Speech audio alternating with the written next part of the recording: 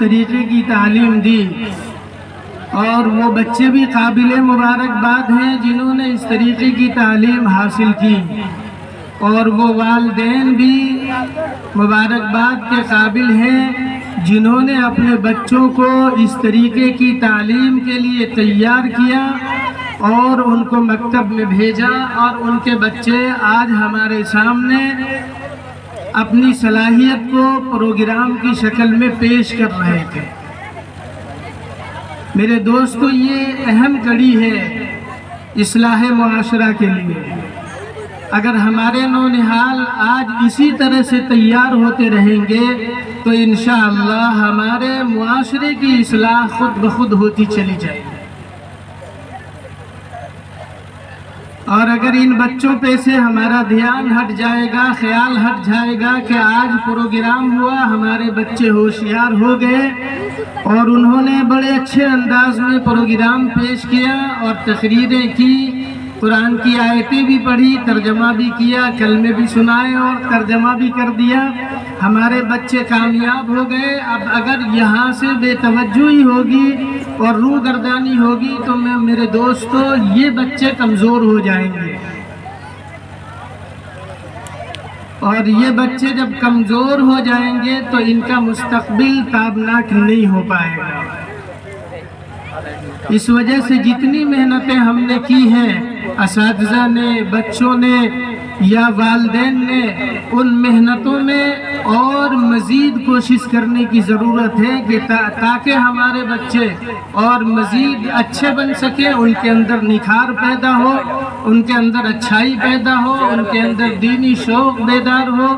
دینی جذبہ پیدا ہو، اللہ سے محبت کرنا وہ سیکھ جائیں، رسول اللہ سے محبت کرنا سیکھ جائیں، اللہ کے احکام کی پیروی ان کے اندر آ جائے، رسول اللہ کی سیرتیں ان کے اندر جمع ہو جائیں، اور پھر ان کے اخلاق سے، ان کے کردار سے، ان کے کیریکٹر سے، ان کے چال چلن سے اللہ اور اس کے رسول سے محبت کی بو آنے لگے، اور آپ کے اللہ کے احکام اور رسول اللہ کی سیرت ان کے کردار سے جھلکنے لگے۔ میرے دوستو، یہ بھی ہمارے معاشرے کے اصلاح کی ایک بڑی کڑی ہے اور اہم کڑی ہے۔ میں تو یہ کہتا ہوں کہ اگر مستقبل میں ہم اپنی اصلاح چاہتے ہیں، اور یہ قوم، مسلمان قوم اگر اپنی اصلاح چاہتی ہے، دینی اعتبار سے معاشرے کی اصلاح چاہتی ہے، تو میرے دوستو اپنے نونہالوں کو، اپنے چھوٹے چھوٹے بچوں کو دینی تعلیم سے آراستہ کریں، مزین کریں، ان کو مرصع کریں، تاکہ ان کے اندر سے دین کی خوشبو آئے،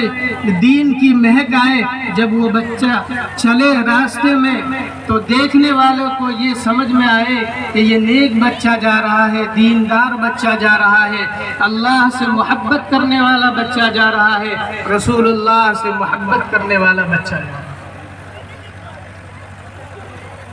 یہ ایک اہم کڑی ہے، اس کو مضبوط بنائیں۔ میں درخواست کروں گا بستی کے حضرات سے بھی اور امام صاحب سے بھی، اور جو معاونین ہیں اس مکتب زینت القرآن کے، تعلیم القرآن کے جو معاونین ہیں، اس کے ذمہ دار ہیں،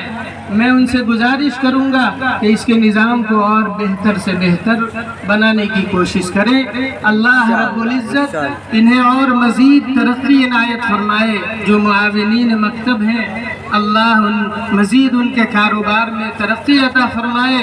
اور دینی سربلندیوں سے اللہ سرفراز فرمائے۔ آمین۔ اب میرے دوستو،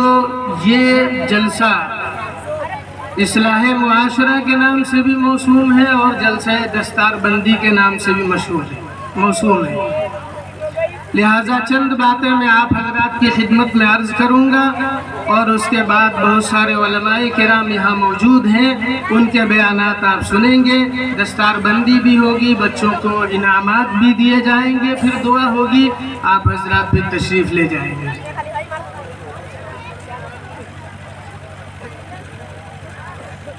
اصلاح معاشرہ،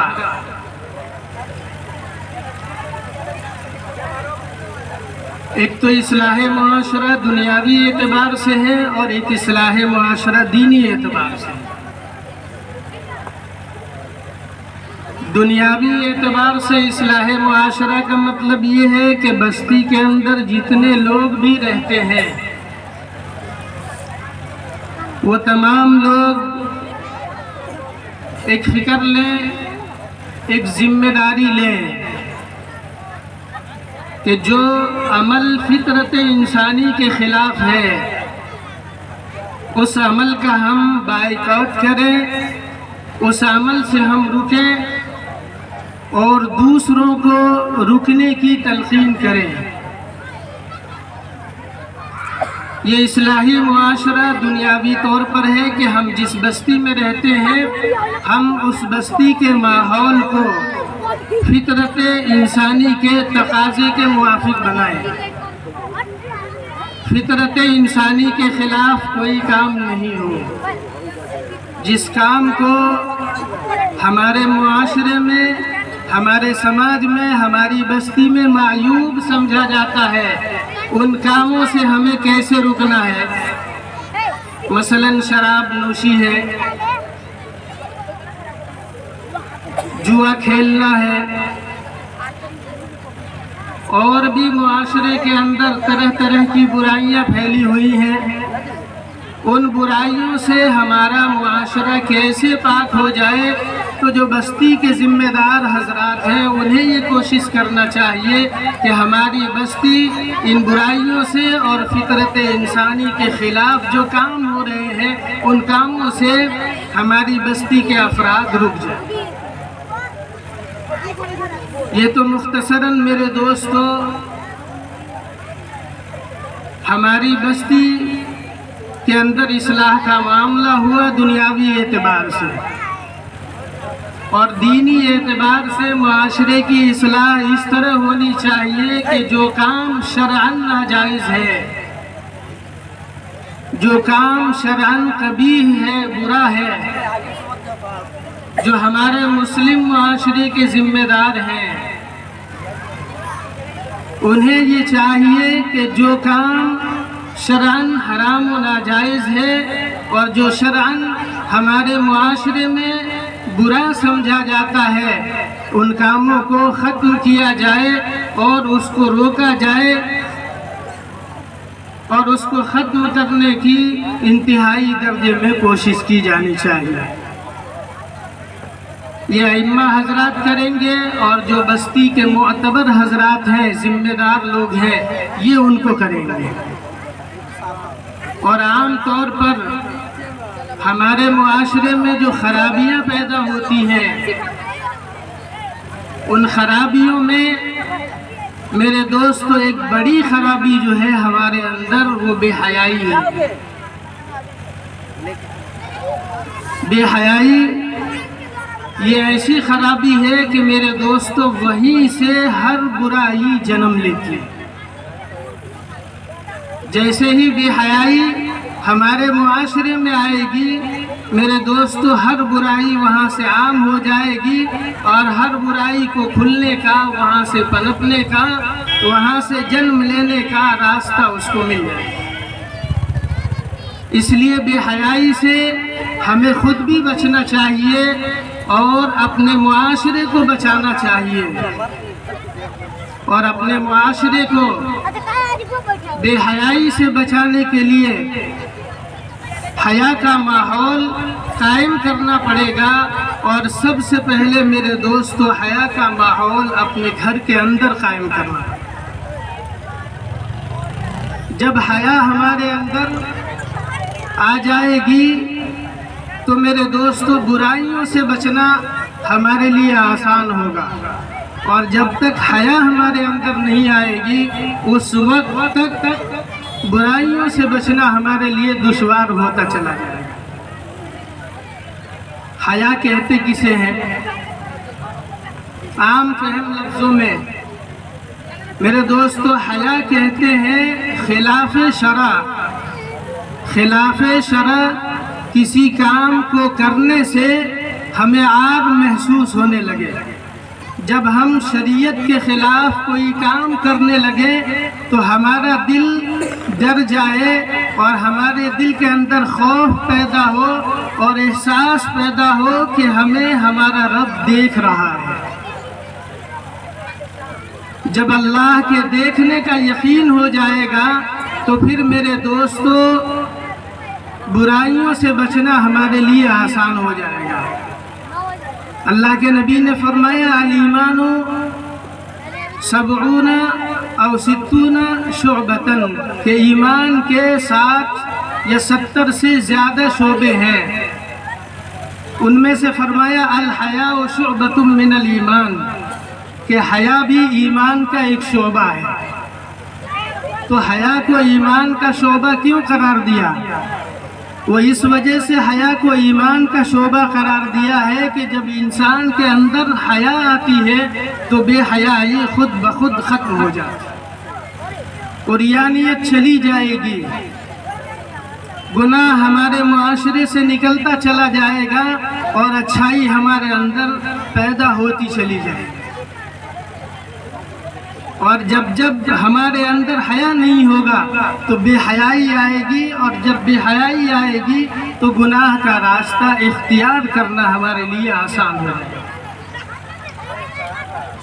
میرے دوستو، تو ان بہت ساری جہاں پر برائیاں ہیں ہمارے معاشرے اور سماج کے اندر کہ ہمارے نوجوان شریعت سے بہت دور ہیں، قرآن و حدیث سے بہت دور ہیں، اللہ اور اس کے رسول سے بہت دور ہیں، نمازوں سے بہت دور ہیں، وہیں پر میرے دوستو فحاشی، عریانیت، شراب نوشی، اس طریقے کی برائیوں میں انتہائی درجے میں پھنسے ہوئے ہیں، اور ہمارا معاشرہ اس طرح سے بگڑتا چلا چلا۔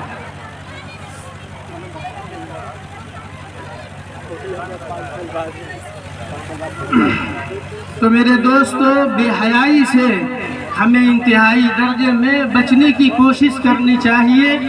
جب ہمارے اندر حیا، اللہ کا خوف پیدا ہو جائے گا، رسول اللہ کا احترام پیدا ہوگا، تو میرے دوستو ہمارے اندر سے بے حیائی ختم ہوگی، اور اس طریقے پر ختم ہوگی کہ پھر اللہ رب العزت ہمیں دین کی سمجھ عطا کرے گا، دین کی توفیق عطا کرے گا، پھر اللہ رب العزت ہمارے لیے راہ ہموار کرے گا کہ ہم نیکیاں کریں گے اور اللہ کی مرضیات پر اپنی ہم زندگی گزاریں گے اور اپنے آپ کو کامیاب بنانے کی کوشش کریں گے۔ میرے دوستو، وقت کی قلت ہے اور کمی ہے، علماء کرام کی فہرست طویل ہے، اس لیے میں اپنی بات کو یہیں پر ختم کرتا ہوں۔ اللہ رب العزت سے دعا ہے کہ اللہ رب العزت اس پروگرام کو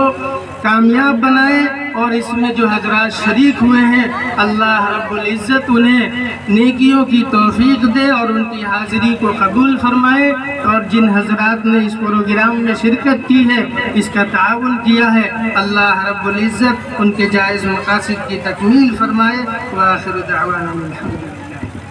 ماشاءاللہ، یہ تھے جناب حضرت مولانا قصر الاسلام صاحب، جو بہت ہی قیمتی نصیحت ہمیں فرما رہے تھے۔ اب محفل کو آگے بڑھاتے ہوئے جناب حضرت مولانا رضوان صاحب، امام و خطیب مسجد جگملوہ سے میں درخواست کرتا ہوں کہ حضرت والا آئیں اور مختصر انداز میں اپنے نعتیہ کلام پیش کریں۔